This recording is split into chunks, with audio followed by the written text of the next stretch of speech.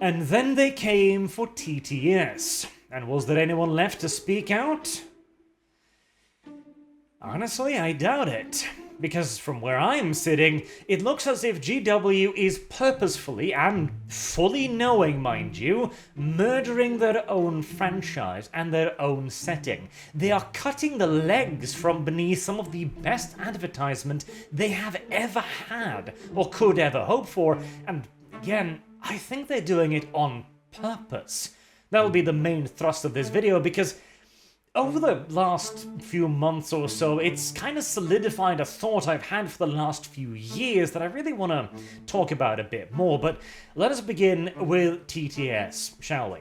Now, it's no secret that I was never a particular fan of text-to-speech device because it simply just wasn't my style of humor. Nevertheless, I can absolutely recognize the craftsmanship and the work, the passion, the dedication, and the entire system that went into making it. A whole team dedicated to making 40k fan content that brought countless people into the universe, in the setting, and made them into GW customers.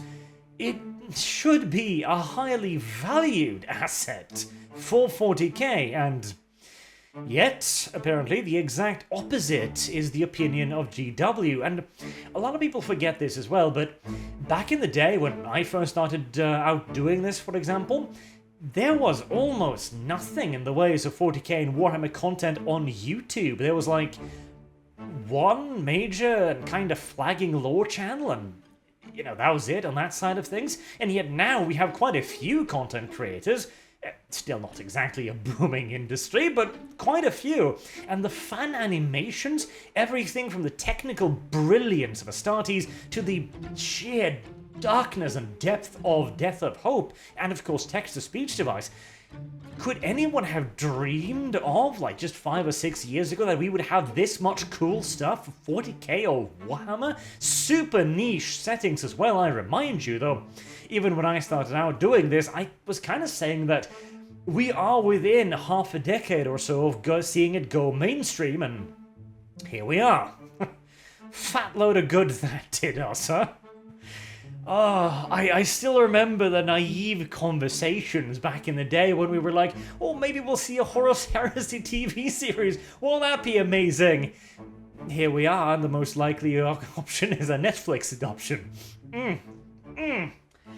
Let's not even delve into that hell pit, shall we? And the thing is, I genuinely do believe that this is a strategy that GW is carrying out fully knowing what it is doing to the community. Now, I'll be honest too, I was pretty sure that TTS would be safe because satire is usually quite heavily protected when it comes to copyright law, but at the end of the day, whether to continue or not is a decision that the TTS crew have to make, and I just have to respect that. We all do, and we can only wish them the best in their future endeavors. As for GW, however, here's the thing. What are GW actually doing right now? Are they focusing on their tabletop setting? Not really. I mean, what was the last new faction we saw? The Primaris Marines, a re-release of the Space Marines that is rapidly moving towards making the old range completely obsolete. Reselling us the favorite faction. That's suspicious. What else are they doing? They're collaborating with various other toys companies to make little plastic doodads and toys and figurines. They hired a Hasbro executive. And they've launched a subscription service, where right now all you can really see is subpar YouTube content. Painting tutorials, battle reports, and lore videos? Okay, I'm pretty sure we can find far better content of that nature on YouTube, so what else are they really offering? Access to a digital subscription of books? Alright, something I suppose, and the promise of future animations, which conveniently, GW have now created a closed market around, where nobody else is allowed to create anything that could potentially compete with their product in any way, shape, or form. And if you do, GW will harass you and threaten you and essentially force you to stop, regardless of whether or not it is legal or not. As I remind you, what they have is guidelines. They are not legally enforceable. GW cannot say you are not allowed to do this and have it carry the weight of law. That is not how copyright works, but maybe that's a topic for another time. So what they've really done is they've created themselves a long-term income structure that is not reliant on their tabletop at all, really. They have created themselves a walled garden of animations which are also not reliant on the tabletop. And what have they done for the tabletop? They've re-released the Most Favored Army, which they've also kind of broken a little bit rules-wise as well. It seems to me that what GW is doing is cashing out now. They are getting all of the money they can by hammering out countless models. Those, the Primaris Lieutenants, for example, suddenly make a whole lot more sense, that are shiny, new, and appealing to a broader audience with the tactical, rounded edges look, whilst looking off fearfully in the middle distance towards 3D printing, and thinking to themselves, this is going to render our business model potentially obsolete. We need the money now. We need to cash in whilst we work our other sources, whilst we work our new friends in Hasbro, whilst we work out newly found animators on projects that can earn money for our subscription service, and whilst we think about what we're going to do with the setting in the future. The way GW is going right now, they are going to kill their own advertisement. Most people probably see 40k via stuff like Astartes, via stuff like Death of Hope, via stuff like text-to-speech device on YouTube, via lore content creators. The amount of people have contacted me and said that they got into the hobby because of my lore videos, there's hundreds. When you do that across all of the other content creators as well, you're probably talking about thousands upon thousands. And GW is cutting themselves off from all of this, whilst trying to milk their current fan base as much as possible. There's also a point that my good friend Maka from the Outer Circle keeps bringing up as well, and that is that they are moving over to plastic more and more, which costs a hell of a lot less to produce, and yet prices are only ever going up. That is not the actions of a company that looks at their long-term prospect and says to themselves, we're going to be here for 50 years.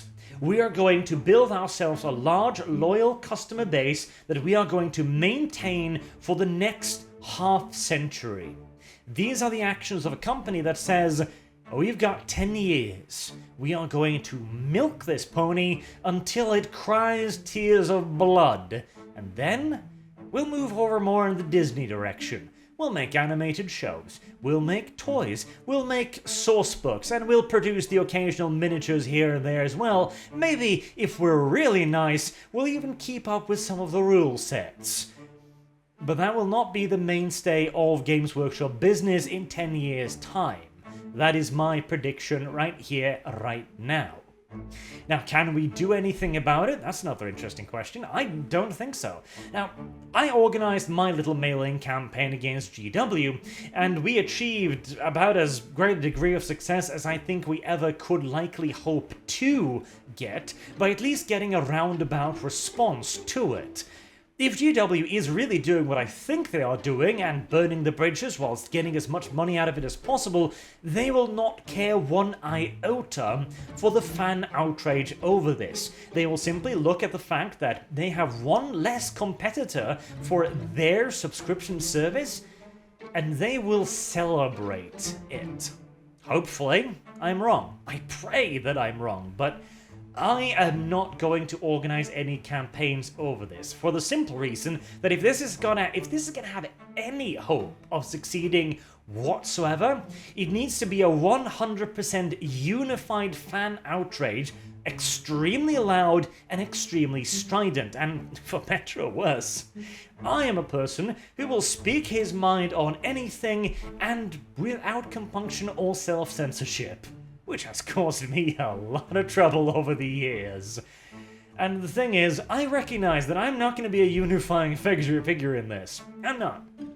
I'm politically active. I believe we have to be politically active to protect our fandoms. look at the He-Man series if you need.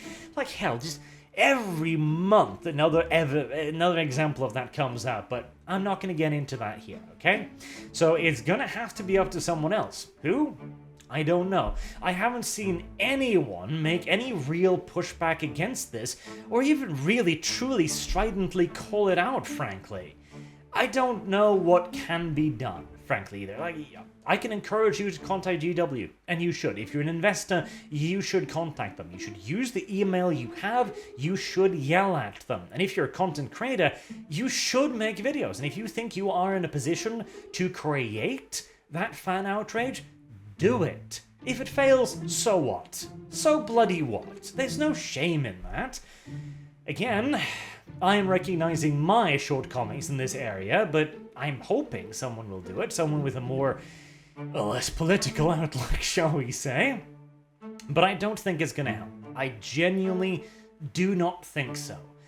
Maybe that's the doomer in me, and honestly, man, as far as I'm concerned, I'm going to put more time into accelerating my other projects. I've got 2 secret projects going on, and neither have anything to do with 40k. Because as far as I'm concerned, we are actually seeing the death of a franchise here. We actually are. I do not believe that any product can survive alienating its own fans for an extended period of time. Like, Disney can ruin Star Wars, Disney can ruin 2 or 3 franchises, it's bloody Disney. Games Workshop is not in that position yet, but I think they believe that they are. I hope I'm wrong. Until next time, I've been Arch. Thank you all very much for watching, and I hope to see you all again soon. I'll continue to make at least some Warhammer 40k content for the foreseeable future, I'm sure, but man, you tell me, is there a future in 40k? Have a good day.